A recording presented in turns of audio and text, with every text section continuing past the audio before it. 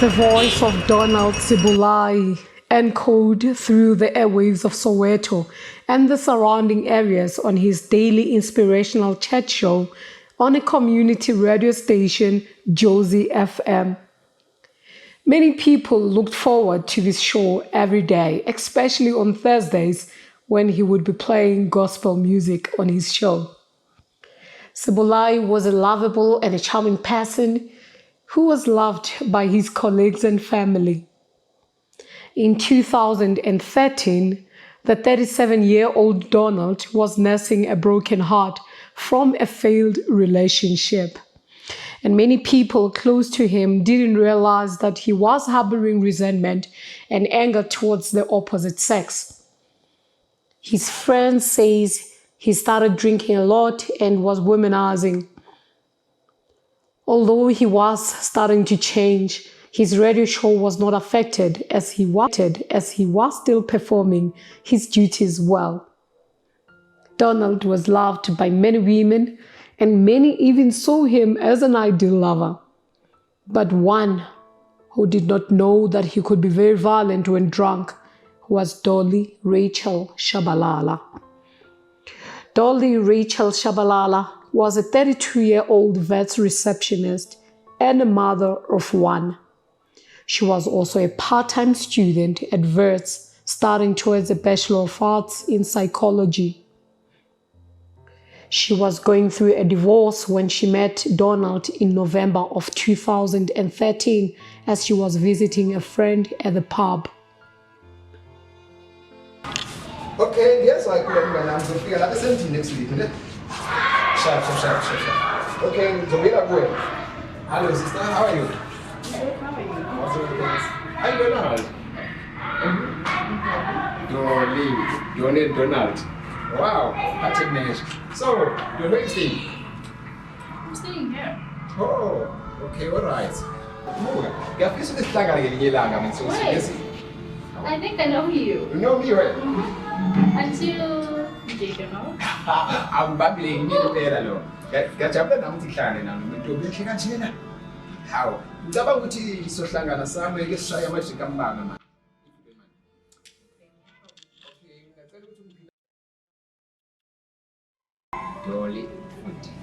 Dolly was very excited to have met the popular DJ and even started telling friends how in love she was. What's his name? And he's better than the last one. Do I know him? Of course you know him. He is the one. Wait. The one from Joseph and The one in the on my baby. Are you for real? And you know one. So what about the divorce? What about the divorce? But it's not finalized yet. So? Okay. I'm sorting out later. She was happy at the beginning of the relationship, but had to hide it from her family because the divorce was not yet finalized. She had just moved back home with her mother after her marital problems with her estranged husband when she met Sebolai. Then a few months into the relationship, Dolly moved in with Donald at his flat in Jablani. It wasn't long when Dolly's friends started realizing that the relationship was abusive. I'm shapile twice. I'm shapile konna. I'm shapile ko. I don't know whether should I mention the name yako papung eo. Yeah, I'm shapile ko thing and twice give it some police. Konna ka bitsa maponisa monka. Within about 2 hours, sa khutlile hape. And I apologize. And then yena le Dolly gape se le di love Dolly.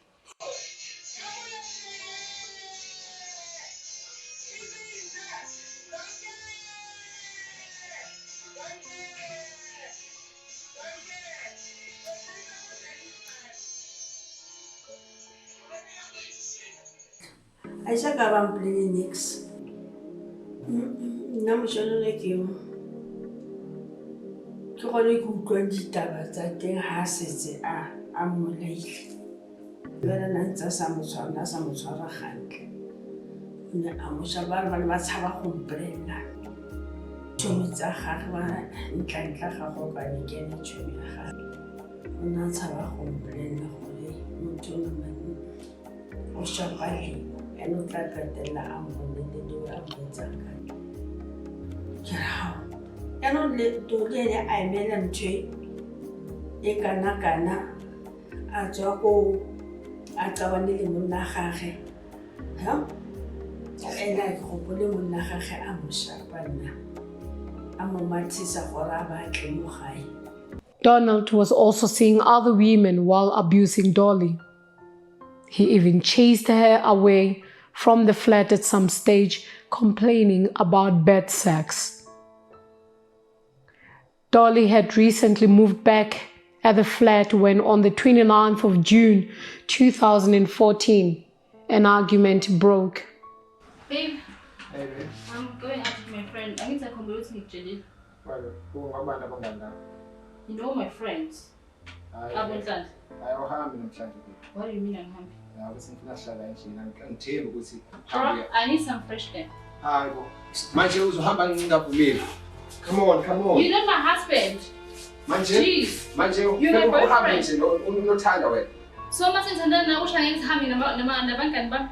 Manje ufuna uhamba nabami wena fule ngicele wena mawukuvume base ngasavumile uhamba ngingani Ubuvumile ukuthi ngizodonate.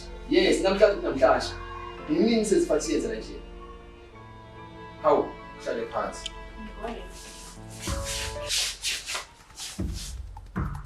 Try. Donald says there was an altercation. Give me my bag. Let me go. It's our handy. I'm going. I'm getting this wing out. You're not my husband. Donald! And Dolly grabbed the knife on the kitchen top. Move. She held onto the knife and somehow got stabbed in the pelvic and private parts area. Okay. Police believed that he was not telling the truth, as they suspected that he was intentional, as she had multiple stab wounds. And he was possessive and wouldn't let her go.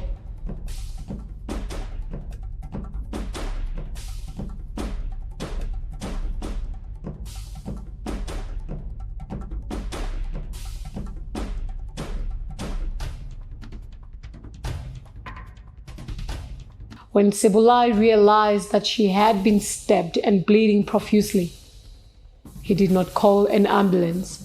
Instead, he calls Dolly's friend, Nonhlanhla Mkhize, telling her that her friend is not breathing. He also called another friend of the couple, Palisa Matladi Sisedi. The time I told bua gore we got Dolly o tlhokofetse, Dolly o shwele, Dolly eng. I thought he was playing. And then at the end of the day, ka be ke drop a phone. But he kept on phoning, on calling, on top of phone batho. Apparently le Bonhlanhla, the friend engwe ya Dolly. O mo phonetsa mlena o bolele Dolly. Bonhlanhla na o bile so. Gore ke bolele Dolly. Tla ya tlonka stop sa go fleteng. That's what Nhlanhla said. Mara mona o tseka re Dolly o tlhokofetse, but gore o na so be sure. I think ke nako answer phuta go a so be sure gantle go tsagalang. And then later, na bile ke phone back. I Arab. Yena ke na mfonelang hape o mplela wena wa phapa ka wa phapa wena. And ke tla o bola le wena. What do you mean? What do you mean? Akso fitlile ko fleteng a ke tsebe le go tsala. I don't know what's the reason go utlwa Nhlanhla a wena o go bolele Dolly. Is it true na? Ke batla o tseba fela is it true wa phapa lona tla o bola. He even changed the bloodied clothes from her and put them in a bag and disposed of them in the bin outside and fled with some of the clothes. He left the flat and took Dolly's car and abandoned it near a park in Soweto. Inside the car was some of the bloodied clothes and the murder weapon. Donald was on the run for 9 days. It was difficult for him to hide from the public because he was known in Soweto.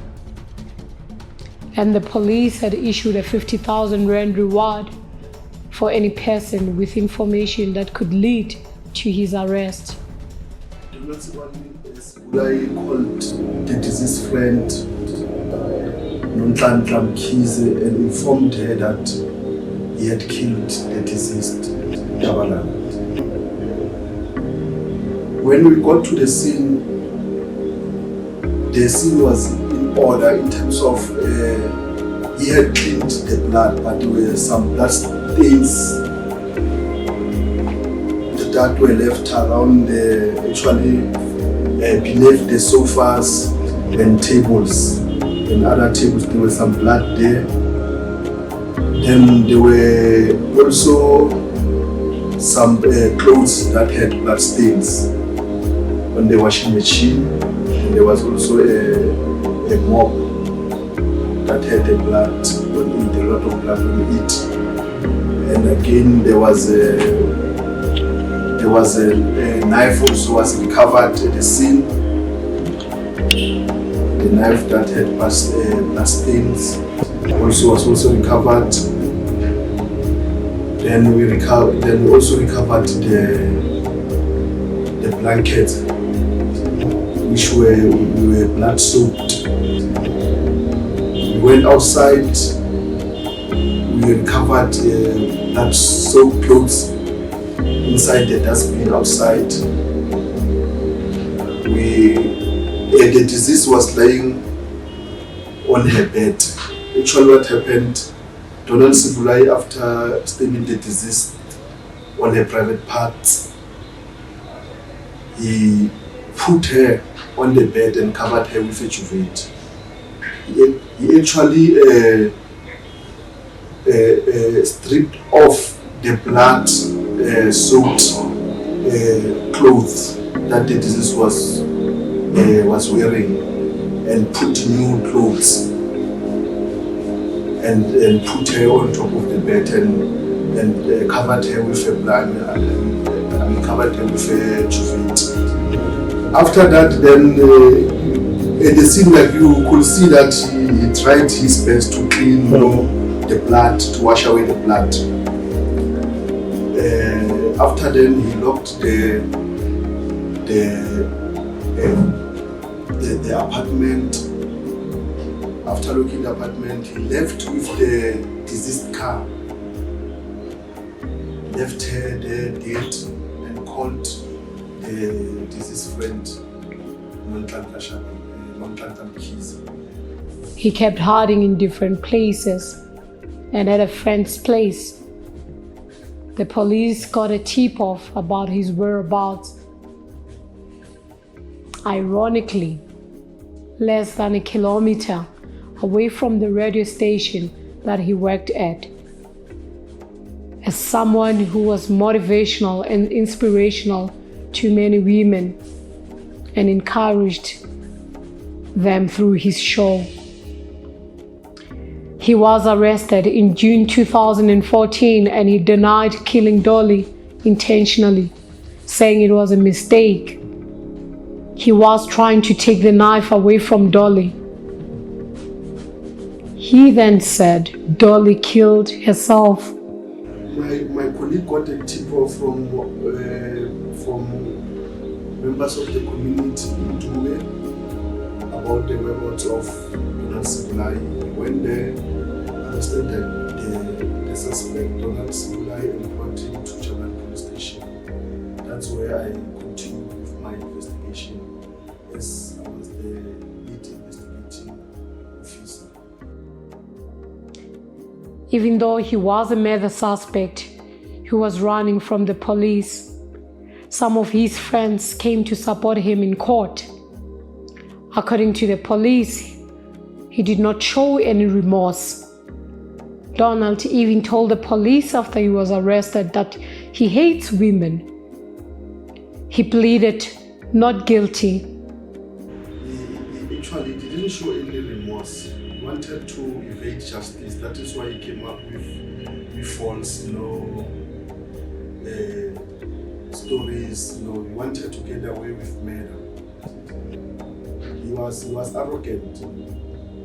You remember when I said that the first words that he said to me when I was interviewing him, he said, I quote, "I hate women," unquote.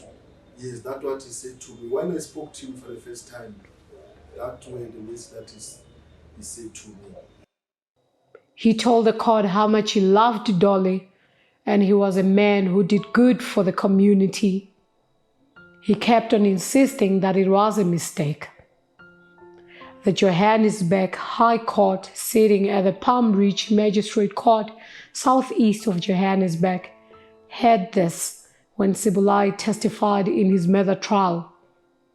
Donald Sebolai was found guilty of murder as well as obstructing the ends of justice. Ke tla mo thusa. Ke re ka ska re o tswa ko lenyalong. O bo kopana le motho o go sotlang o go bitsang. Ene motho o ding DJ. Wena o na le degree. Ke tlo mo khuza papa le ke tlo tsa gore mošono o na ke itse madwang ke ore ke le maponisa. Ne ke motsi fela ene mošono o ba yo wa shumela arapela abina ne ke mo rata gampe ha ele labone ya ko kereke ke sa tswe mo motlo ke se ke motlo ke se go tlotla sa ge do na le ka teng ne ke ene batho ba le ba mo rata le bo go ba ne ba o mošono o ne re mo rata ba. Is that this thing of gender-based violence, it's a societal issue. Everybody must be involved. It's not only about the police. It's about everybody. From churches, the pastors must preach about it. At schools, they must preach about it. They must teach, understand about this gender-based violence. This is like our president is saying now, it's a pandemic now. Yeah, so we must really, speak about it wherever we are. I would say they must talk about it. At the end of the day, it's not worth it to keep quiet. So tell somebody or somebody at I would like also to say, Lena, I'm one of those women but in more abusive relationship. And what I always advise people to do, I advise them to talk to anybody. Women, the pride, it's how they keep that for themselves, so they protect their marriages, they protect their dignity, they protect who they are. Can't protect anything. You can't have siso kamkhare and then you portray a picture who happy and yet also happy. So at the end of the day, if you're not going to tell somebody, then one day when I regret her, you might not die, but you might be crippled forever, or you might be kebichi forever because of silence. So I would advise women to go all out. They must talk.